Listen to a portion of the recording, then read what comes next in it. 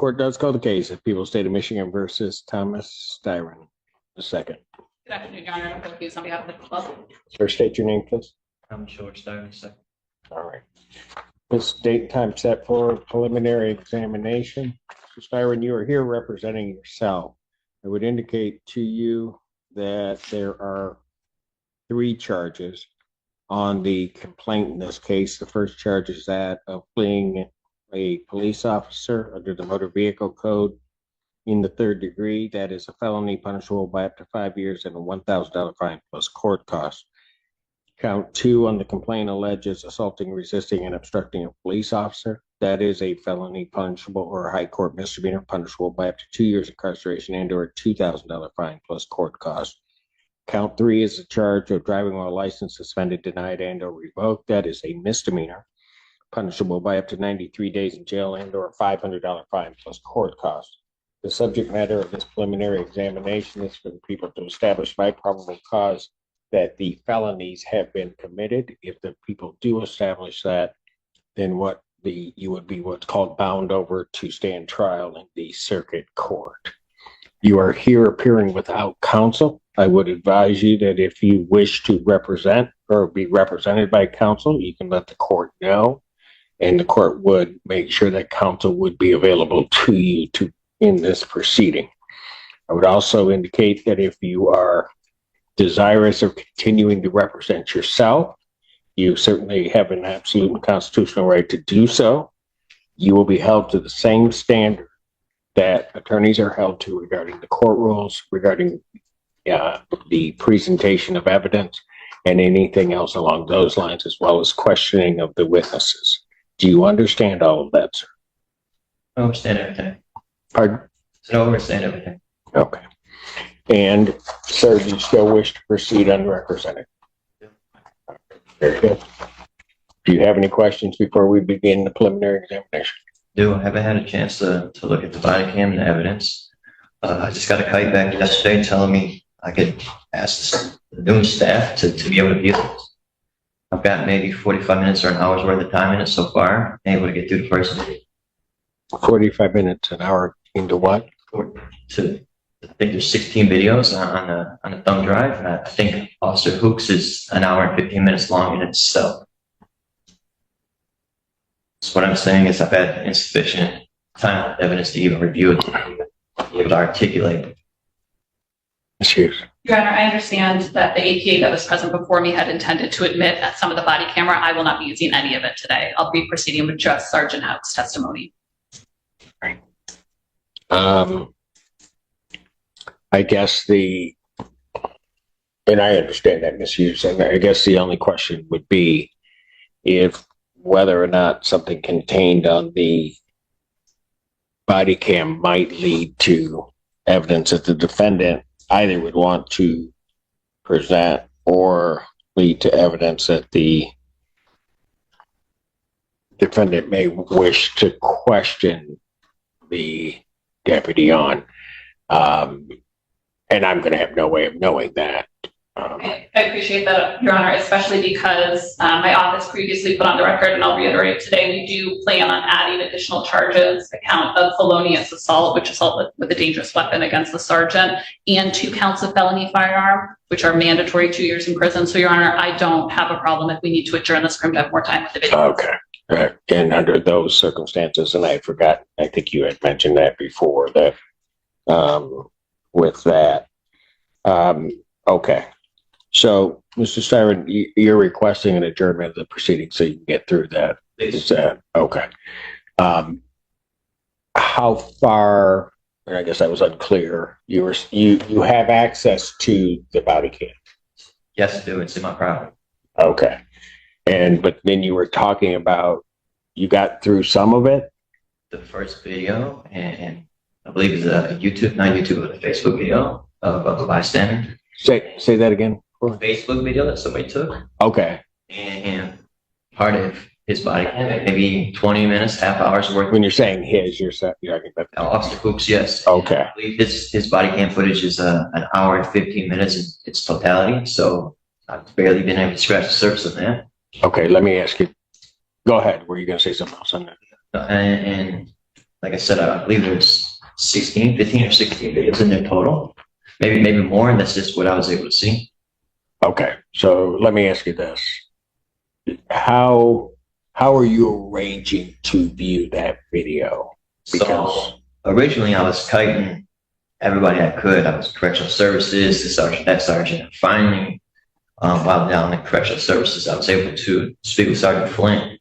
Okay. And he was able to arrange this first meeting. And like I said, I got a kite back from him yesterday telling me just to bother the noon staff, and they'll arrange it during the noon shift. So Gotcha. Prior to yesterday, I was still asking. I guess I was just asking the wrong shift. I was asking later in the day, that's for certain. And I really was never able to get anything else arranged as far as being able to go and view it. Okay, so you were trying to do it one way, that wasn't happening. You finally got to Flint, and he indicated to you that it's the noon staff you're supposed to bother to try that. Okay. Flint's definitely provided direction in regards to how I can go about getting this. All right. Okay. So we'll need to then adjourn that. Have you, well, I'm going to ask it one or two ways. How long do you think it'd take you to get through it? I mean, how long do you think it'd take you to get through it? I mean, is it your, and I won't hold you directly to it, but I mean, would you be able to do it in one day if you had access to it, or is it going to take you a few days, or just your best guesses? Because you know how long the clips are. I don't have any idea by design. I only have knowledge of how long his particular video is, Officer Hoops. I don't, the other ones I haven't looked at, viewed, can't remember how big the file is, nothing like that. If I was out in the world, I could probably have this done within a week at my house. I have my own computer, and I planned on originally being able to do this.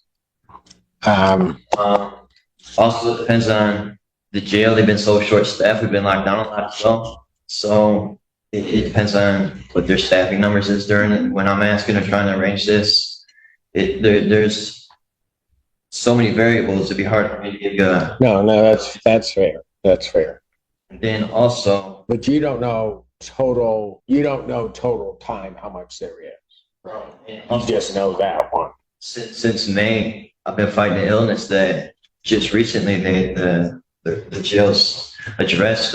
So there's so many things going on. I've been since May. I've been having stomach issues, bowel issues, and on Friday or Saturday I was urinating blood.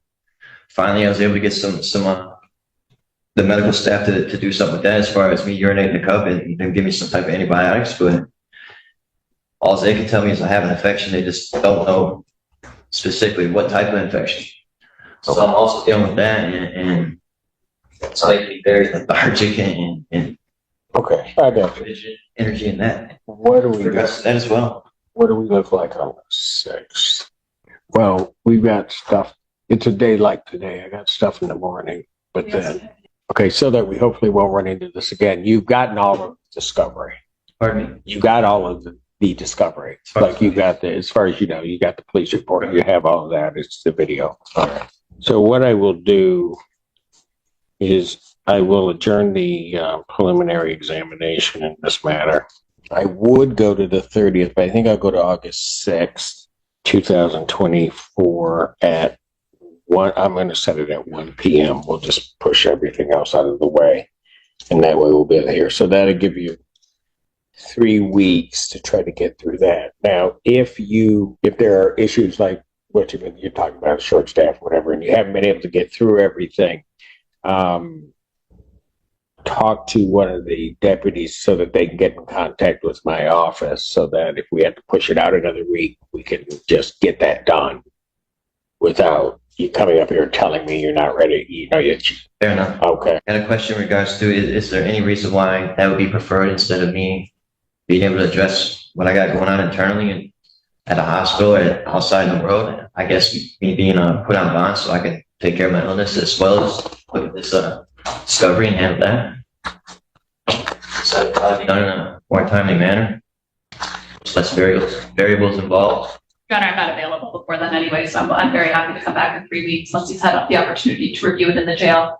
And yes, as Your Honor is well aware, if this gentleman's ailments were to the level that he needed to be hospitalized, the jail would hospitalize him. Additionally, the jail would notify their chain of command if there were any needs that exceed the jail's current ability to assist him. I've received no communication from the jail to that effect, which tells me it's not happening, meaning that the jail is the appropriate place for him. Also, Your Honor, I will, as the court knows, the defendant is in custody without bond for the defendant's demeanor in this courtroom. At the time that my office charged this case, we requested a $50,000 cash surety bond. This is a person who, while possessing a firearm, threatened to cook the sergeant, which is one of the reasons that I'm planning to run the information against him.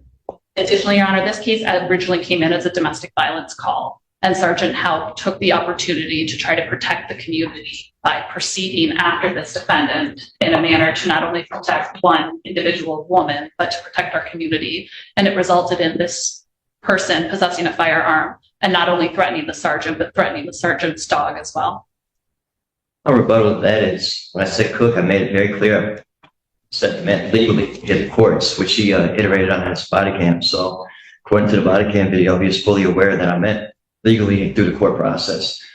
And also, I believe in the police report, he was sitting there for a welfare check with a possible wrong domestic, which led me being pulled over. Me being a single person in my van, not two people, which would be involved in domestic, I imagine.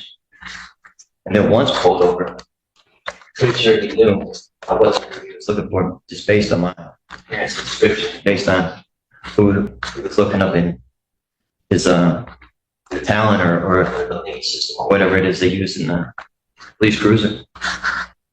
Make sure they iterate that I plan to use the legal system to address any transgressions or trespasses I felt was made against me. Also, I was the one who stayed on top of these charges. I'm the one who called the court every day, stayed on top of this case, and I'm the one who arranged the court date with Ms. Fink. I was the one who called the courts week after week, and they didn't have my case in, and finally they did. I was very proactive in trying to get this addressed through the court system. Had no intentions of running or trying to avoid it at all.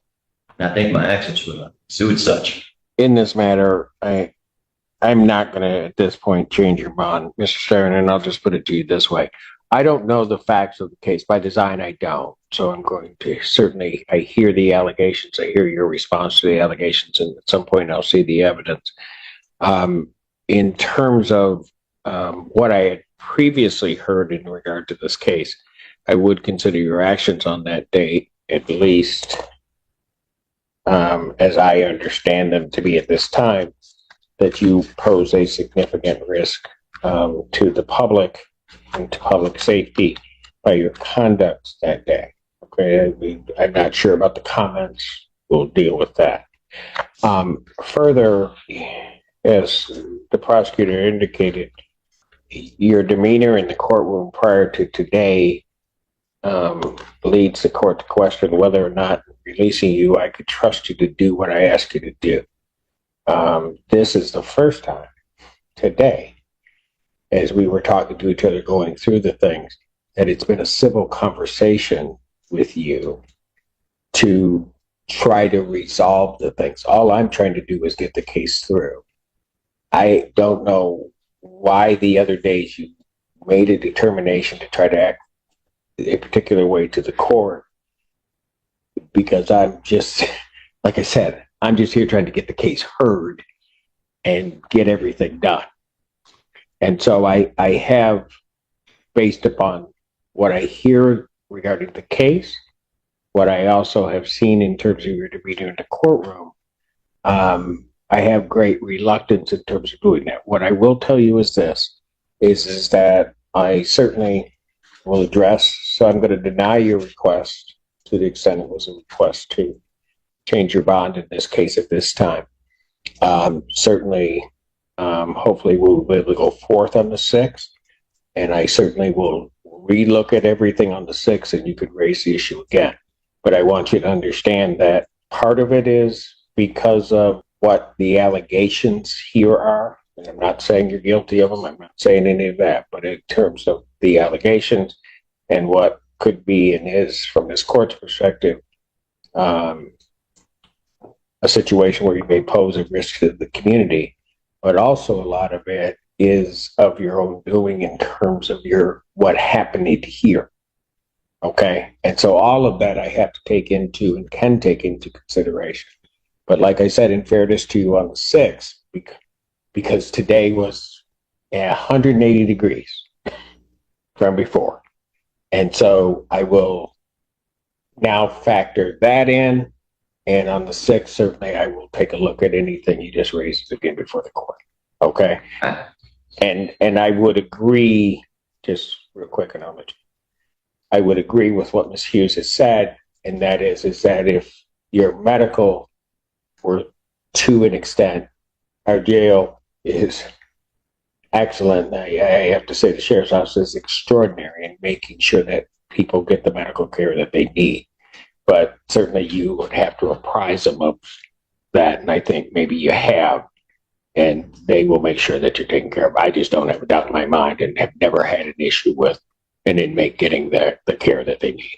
So, all right. Two things. 4 times we've been adjourned because I asked to represent myself. I don't believe my demeanor played any roles in that. I thought it was because there was some misunderstanding as far as the courts and me trying to represent myself. Oh, no. And then in regards to the medical thing, I reported this in May. It took until I got a flood in July before anything was ever followed up on or done. Okay. I suggest that you send another request regarding the medical issue.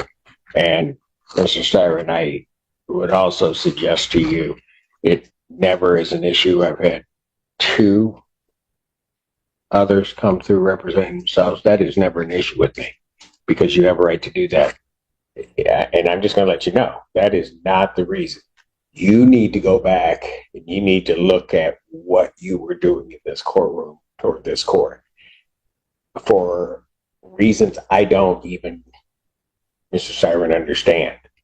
So I'm not here to debate that with you. I'm just telling you that's where it was. What I was saying was maybe I was misunderstood. That when we went to proceed with the court proceedings, there was some misunderstanding in regards to the public defender's office representing me versus me representing myself. And since there was that misunderstanding, it was adjourned, I believe, 4 times over those matters. It wasn't because I was acted out or I believe I came and went so fast. It wasn't even opportunities. No, there were a couple of adjournments because of that. Okay. But that was because there was assistance you needed in regard to what we were dealing with at a particular given moment. And so that's where the PD was standing in. But no, it was your behavior on the date that I revoked your bond. And then the other dates were trying to make sure of that. And I was, I'll just be honest with you, Mr. Tyron, I wanted to make sure that you truly wanted to represent yourself and that your rights were protected with having the PD here. And until I was clear on that, I wasn't going to let things proceed because, well, I'll just put it to you bluntly, you got a hot head sometimes. And I wanted to make sure you weren't making that decision just because and not fully understanding what this was, because these are serious charges and potentially more that are coming. That's my whole thing on that. Okay. I appreciate it. All right. One last question, if we're about to be done. In order to get a hold of your office, I can use the channel of the jail, not the mail system, because I don't have envelopes to pass information or anything. The jail is my channel that I go through to contact you and inform you of certain things, be it whether it's documents or I'm not, well, or in regards to me needing more time. I think you would have to send some type of communication, written communication to my office. I don't think there's a direct line, and I'm not even sure how that works because I usually don't have inmates contacting my chambers directly. Sometimes they will mail things, which seems to me to not be it. Do you? Oh, there he is. So he'll figure that out. He'll let you know how to get a communication up to my office. Great. Okay. Yeah. And not whether or not I can do anything about it, I don't know. So when that happens, so that you understand this, Darren, whatever you send to me that I'm going to review needs to also go to the other side. But what I will do to try to make things easier, if this is okay with the people, is that once it comes to me, I will make sure that whatever you're sending to me, they're going to get a copy. That works, thank you. All right, because envelopes are $1 and I have no money in my account, so it'd be very burdensome to try and buy envelopes to send to everybody. They're $1? Seriously? No, down there. I got about $500 in back. That, okay. So Why? No, I'm just saying, if I can sell them for $1, I'll just take the whole box down. Anyway, okay. So we sorted that out. Make sure to get with them. They'll make sure it gets up to us. perfect. Thank you. Okay, Yeah. Mr. Siren, I appreciate you behaving yourself this way. Because just listen, because you're coming in hot like you did before, I'm just going to let you know, with me or any other judge, that's a battle you're going to lose every time. I can appreciate that, and my only response to that is I've never had that happen. All the other judges have ever had going for whether check or Miss Fink that was able to have a conversation after the court time. She's nicer. She's nicer than I am.